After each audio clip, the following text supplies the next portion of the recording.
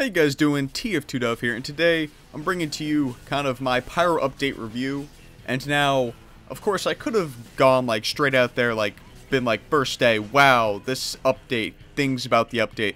I originally was going to do that, but I figured this update is so giant and important that I'd wait a bit and let it sink in, let Valve fix up some things. So, off the bat, I'm going to give the update a 7 out of 10. I would have given it a 9 out of 10, but because of just the amount of time it took for the update to come out, it lost a lot of points for me, and some of the starting like exploits and glitches were really annoying, but for me it honestly didn't ruin it too much, and the only thing that really bothered me was the performance issues and the stuttering. I don't know how they didn't catch that before, but whatever. So with that being said, right now, to me, I feel like the update is indeed worth the price. I think it's $6 or so for the campaign pass, and I would say each and every cent of that is 100% worth it. From the pass, you get an extra set of contracts, and the contracts, they're really fun. I haven't even completed all of them, saving the support ones for some videos, which should be fun for you guys. And I found the contracts fun, but the one thing about them is that some of the bonuses I find are quite ridiculous, and they're very like half-assed and purposely made grindy, so they'll take you the entirety of the update, because I think the update's supposed to go into like February or something, so there's something ridiculous. It's like for the amputator, for one of the bonuses, you need to get 10k healing with just the amputator 3 times. It's a little bit, that's ridiculous. That's 3 times an achievement with a terrible weapon. So I don't know if they've changed that yet. I know they did make some of the bonuses easier, but the fact that Valve thought some of these bonuses worked, I don't quite get how they thought that.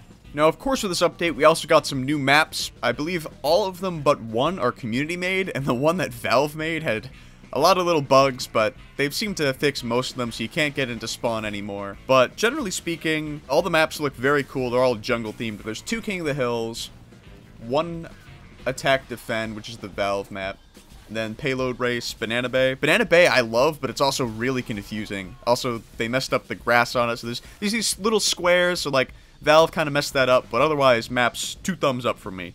Now, the one thing that everyone's been waiting for the longest time is a new set of weapons. Now, at this point, you guys probably know what all the weapons do. You've probably made your way through the Pyro contracts, and if you haven't, let me fill you in, because I somehow, before they nerfed some of the bonuses for the jetpack, I made my way through that whole contract sequence with help from some friends. But right now, so the very first thing, Pyro's new primary weapon, the Dragon's Fury, that thing is insanely broken and insanely overpowered and half-baked, and I don't know how Valve messed it up so much.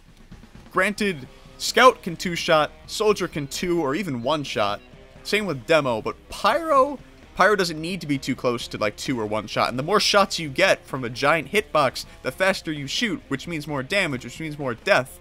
So pretty much Pyro 2-shots things, and personally, I'm not a fan. I really hope they change it to make it more rewarding for high accuracy, but not so much like mindlessness. But everything else for Pyro, I think, is kind of balanced. The Gas Passer, it's definitely interesting and all. I don't think that's going to be a major game changer, but pretty much it brings the whole idea of Afterburn to like the next level. So Gas Passer, if you want to use Afterburn, use that. I think it's not bad, but it's not good. Now, the next thing, which I really do like a lot, the jetpack. Somehow, Valve implemented a jetpack, a whole different movement mechanic for the Pyro. It's balanced, there's no problems with it. The only thing is, I'd say you're probably never going to intentionally land on someone's head, but that doesn't matter, because you're zipping around there, going over there, like, how? There's nothing wrong with it. It's good. It's balanced. It works. It lets you flank. Use the backburner with it. Use the flog. Use anything. It makes Pyro ambushy. It's what he's supposed to do. And, of course, the very last weapon is for heavy, the second banana. I think it's a pretty good side grade to the Sandwich and the DeLocos bar. Well, I think they kind of killed the DeLocos bar with a recent patch, but point being, second banana, great side grade to the Sandwich. It lets you heal your teammates more, so it lets you focus on being a support heavy, which, on a team without medics, that could be quite good. Despite all these new cool things also being added to the game, Valve did decide to rework some weapons which we have known about for some time, and from all these rebalances, I believe that all the classes are pretty much in a good spot except for Spy, Sniper, and Pyro. And there were a lot of little quality of life changes. They also changed the party system, which I love. It's so much better than the old one. It's fantastic. The only thing I would say about that is I'd prefer it if they made it a little bit more like Overwatches, where you can force your teammates, or you can force your group rather, to leave the match at once, so you don't have to wait for people in order to queue up for a next set of matches. So that's my one thing about the party system, but otherwise I love it. So, kudos to Valve for that.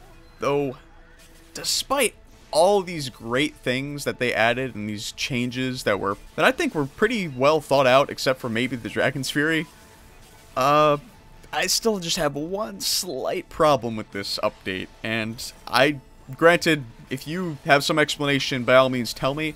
I'm still having trouble grasping how this was 460 days for this update to come out. This took a year and then some. And to me, by all means, I love this update. I would pay for another pass again in a heartbeat. They earned my money. Well played for Valve. But 460 days for something of this caliber seems a little bit... It seems small. I'm feeling that there must have been something that they were working on, then decided to scrap, or there were a few iterations that they wanted to push out and then they just didn't. Because, of course, I was expecting Comp to come out with this update. And, of course, I believe Jill on Face Punch, or Jill through Gil on Face Punch, said that they had decided to hold off on the comp changes for in-game comp. Because right now it's still quite unplayable, and I was really hoping for that. So I'm hoping that's where the remainder of those days went. But if you guys have any other ideas, by all means, let me know where you think those days went. Because for me, 460 days for this seems a little bit small. But I could be wrong. Maybe there's more that we don't know about yet, but something seems a little bit weird. And pretty much in the end, Valve fixed a lot of bugs with this. Some they said they fixed for like the 4th time at this point, the multiple weapon slinging, but they still haven't fixed it. I can't really blame them for that. They got a small team, giant spaghetti code, but it just kind of makes you think, like, they've got a pretty hard job if they can't seem to fix this after the 4th try. You gotta feel bad for them. So anyways, guys, that'll be it for today's video. My main kind of questions are, when is that comp change coming?